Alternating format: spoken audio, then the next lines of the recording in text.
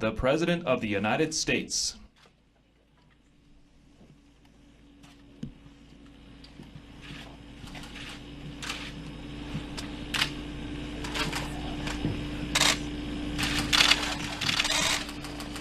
Good afternoon. You may be seated.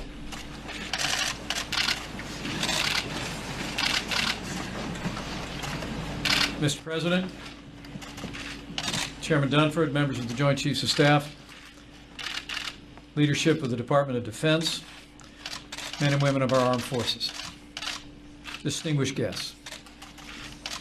Thank you for being here today for the ceremonial swearing in of General James Mattis as the 26th Secretary of Defense of the United States of America. It is a high honor for me to be with you today. You look around this room, we stand in a place of honor, the Hall of Heroes. The names of 3,498 American patriots are inscribed on these walls. Each of them performed personal acts of valor above and beyond the call of duty and received the Medal of Honor as a consequence. It is humbling for us to be among their names and to be with all of you. Secretary Mattis is soon to mark his 50th anniversary in the service of this country. During more than 4 decades in uniform, Secretary Mattis commanded Marines at all levels, from an infantry rifle platoon to a Marine expeditionary force. He led an infantry battalion in Iraq in 1991, an expeditionary brigade in Afghanistan after the 9/11 terrorist attack, went on to lead the 1st Marine Expeditionary Force, U.S. Marine Forces in Central Command. As a Joint Force Commander, Secretary Mattis commanded U.S. Joint Forces Command, NATO's Supreme Allied Command for Transformation, and U.S. Central Command. At U.S. Central Command, he directed military operations of more than 200,000 soldiers, sailors, airmen, Coast Guardsmen, Marines, and Allied forces across the Middle East. And now, Mr. Secretary, your President has called you to lead all of the armed forces of the United States. He and I have the highest faith in your judgment, your courage, and your dedication to this nation. And so on behalf of President Trump, it is my great privilege to administer to you the oath of office. If you would please place your left hand on the Bible, raise your right hand, and repeat after me. I, James Norman Mattis, do solemnly swear.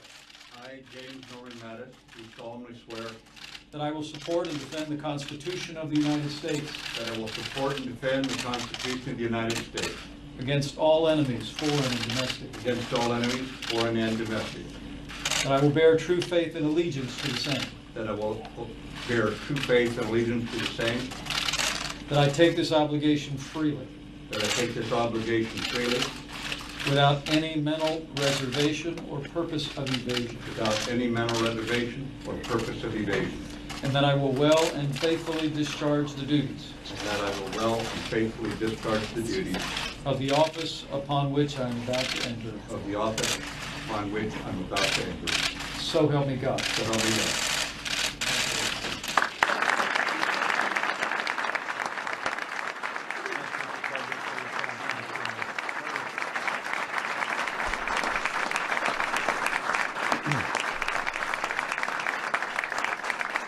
Thank you, Mr. Vice President. And Mr. President, thank you very much for your confidence in me, and welcome to the headquarters of your military, your always loyal military, where America's awesome determination to defend herself is on full display.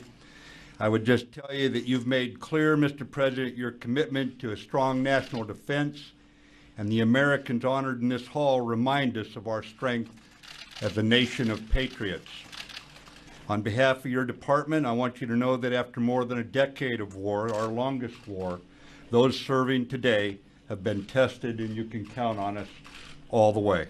We're grateful for you being here, for showing your respect for us on a day when former Secretary of Defense Bill Cohen, former Deputy Secretary Rudy De Leon are here, It's a reminder that this department stands in perpetuity as the defender, as the sentinels, and as the guardians of the nation. And thank you for your confidence in me, Mr. President. Total confidence.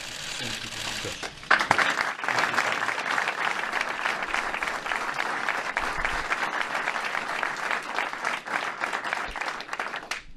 And that's total confidence, believe me. I'd like to first congratulate General James Mattis, now Secretary Mattis. Secretary Mattis has devoted his life to serving his country. He's a man of honor, a man of devotion, and a man of total action. He likes action. He is the right man at the right time, and he will do us all very, very proud. I'm honored to stand here today among so many patriots. You are the backbone of this country. You are the spirit of this nation in every sense.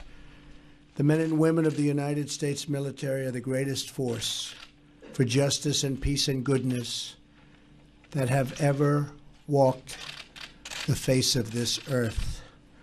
Your legacy exists everywhere in the world today, where people are more free, more prosperous, and more secure because of the United States of America.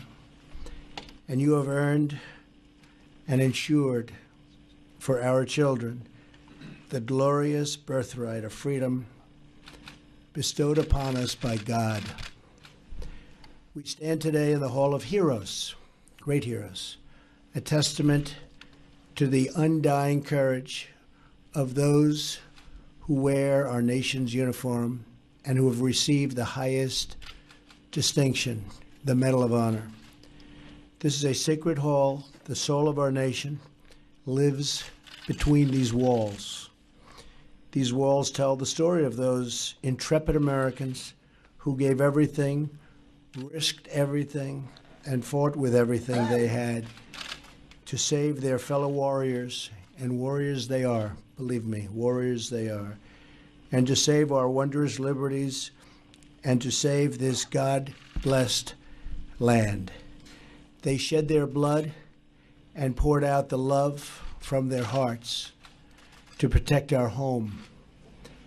We are in awe of their valor, tremendous valor, and we pledge our dedication to every single family serving our country and our flag.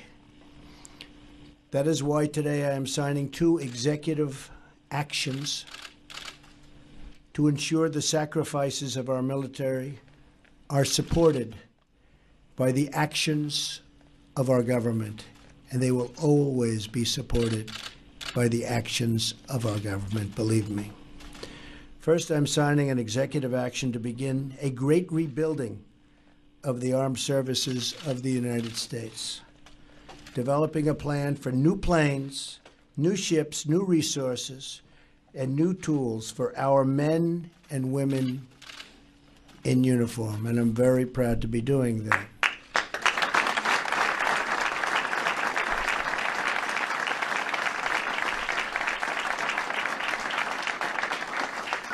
As we prepare our budget request for Congress, and I think Congress is going to be very happy to see it, our military strength will be questioned by no one, but neither will our dedication to peace.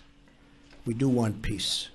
Secondly, I'm establishing new vetting measures to keep radical Islamic terrorists out of the United States of America. We don't want them here. We want to ensure that we are not admitting into our country the very threats our soldiers are fighting overseas. We only want to admit those into our country who will support our country and love deeply our people.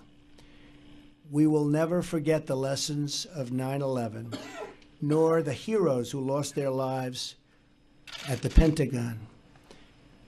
They were the best of us. We will honor them not only with our words, but with our actions, and that's what we're doing today. I am privileged to be here with you, and I promise that our administration will always have your back we will always be with you.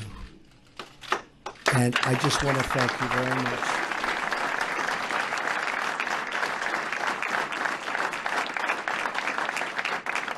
I want to just extend a very special congratulations to a great man, and that's Secretary Mattis. And I think he's going to lead us so brilliantly.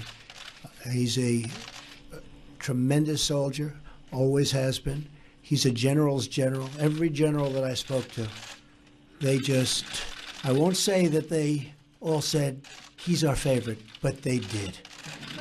He's our favorite. He's a special, special man. So I want to bless him, and God bless you, and God bless America. And Secretary Mattis, I have no doubt you're going to do an outstanding job. And thank you very much for accepting this responsibility. Thank you.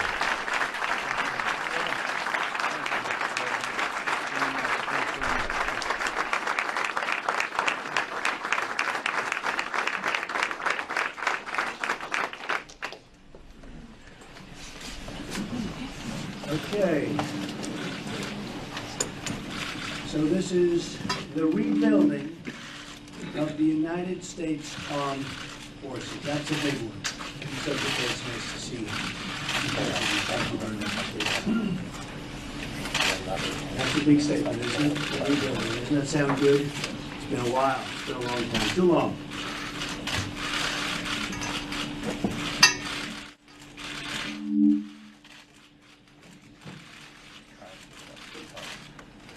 Look at this pencil. Look at that.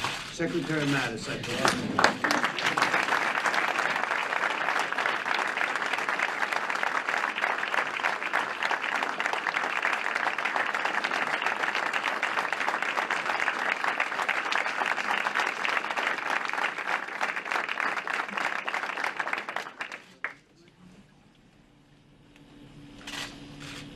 And this is the protection of the nation from foreign terrorist entry into the United States. We all know what that means. Protection of the nation from foreign terrorist entry into the United States. That's big stuff.